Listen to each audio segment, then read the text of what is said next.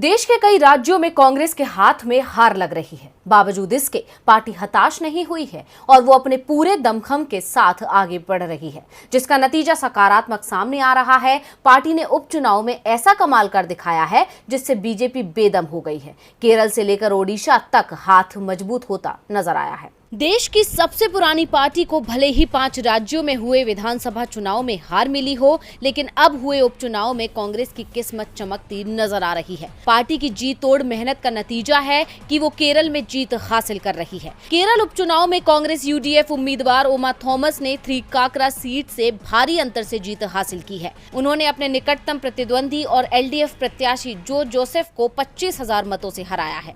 इस सीट पर 31 मई को उपचुनाव कराए गए थे, जिसके लिए वोटों की गिनती आज हुई। पिछले 2 बार से ये सीट कांग्रेस के ही खाते में थी। हालांकि 2 बार की विधायक पीटी थॉमस के निधन के बाद यहां उपचुनाव जरूरी हो गए थे। इसके बाद उनकी पत्नी उमा थॉमस को इस सीट से उतारा गया था, जिन्हें 72,000 से ज्यादा वोट मिले। वहीं उनके प्रतिद्वंदी जोसेफ को केवल 47,000 वोटों से संतोष करना पड़ा। वहीं बीजेपी प्रत्याशी एएन राधाकृष्णन तीसरे स्थान पर रहे। कांग्रेस यूडीएफ अपनी सीट को बरकरार रखने में कामयाब हुई है। इसे एलडीएफ के लिए बड़ा झटका बताया जा रहा है। दरअसल उमा थॉमस के खिलाफ यहां मुख्यमंत्री पिनरई विजयन ने प्रचार में पूरी ताकत लगा दी थी। बावजूद इसके कांग्रेस यूडीएफ ने यहां अप्रत्याशित जीत हासिल की है।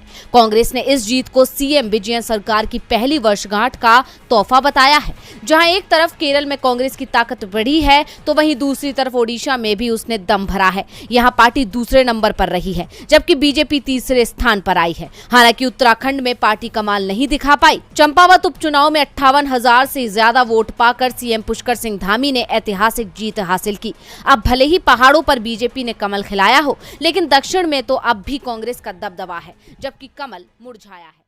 हरियाणा में राज्यसभा चुनावों का मुकाबला दिलचस्प हो गया है। 2 सीटों के लिए 3 उम्मीदवार मैदान में हैं। जीत किसे मिलेगी और किसके पक्ष में हार आएगी, ये 10 जून की रात तक साफ हो जाएगा। लेकिन चुनावों में क्रॉस वोटिंग से लेकर खरीद फरोख्त की संभावनाओं से इनकार नहीं किया जा रहा। बीजेपी की निगाहें कांग्रेस के विधायकों पर हैं, तो कांग्रेस ने अपने विधायकों को सुरक्षित छत्तीसगढ़ पहुंचा दिया है। फिर भी जोड़ तोड़ का खेल जारी है। देश में आया राम गया राम की संस्कृति से रूबरू कराने वाला हरियाणा एक बार फिर राजनीतिक दलों को चौंकाने के संकेत दे रहा है। राज्य में राज्यसभा की 2 सीटों के लिए चुनाव हो रहा है। 10 जून को मतदान होना है, लेकिन राज्य के अधिकांश विधायक राज्य से बाहर दिखाई दे रहे हैं। कांग्रेस ने तो अपने विधायकों को छत्तीसगढ़ पहुंचा दिया। रायपुर के एक रिजॉर्ट में सभी विधायक आराम कर रहे हैं।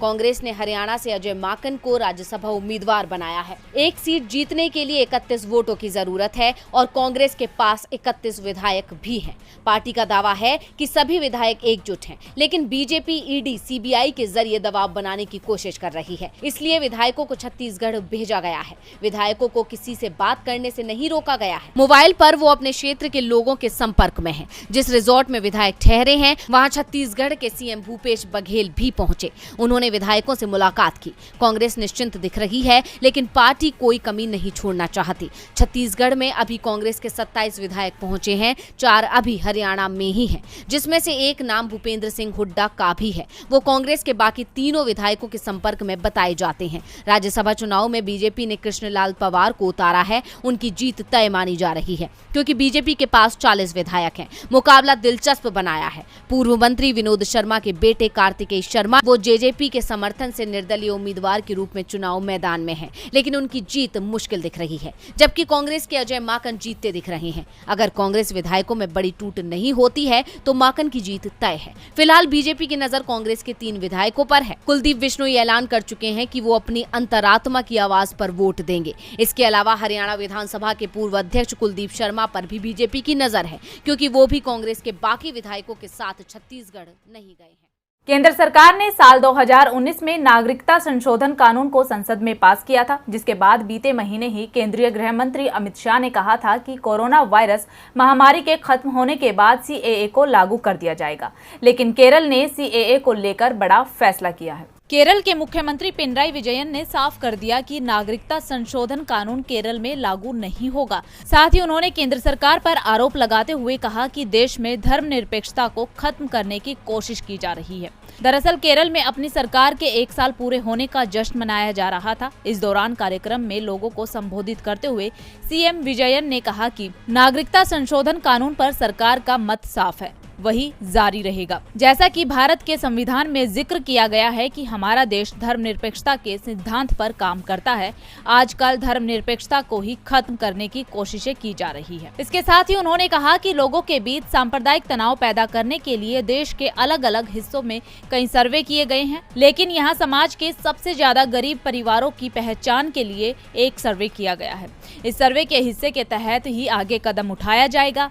एलडीएफ सरकार की पहली सालगिरह पर विजयन ने दोहराया, राज्य सरकार ने कड़ा रुख अपनाया है कि धर्म के आधार पर नागरिकता का फैसला नहीं किया जाएगा। बता दें कि सीएए को साल 2019 में संसद से पारित किया था, लेकिन इसे लागू किया जाना बाकी है। इस कानून के तहत अफगानिस्तान, बांग्लादेश और पाकिस्तान में उत्पीड़न का सामना करने वाले हिंदू, सिख, बौद्ध, जैन, पारसी और ईसाई समुदाय को नागरिकता देने की बात कही गई है।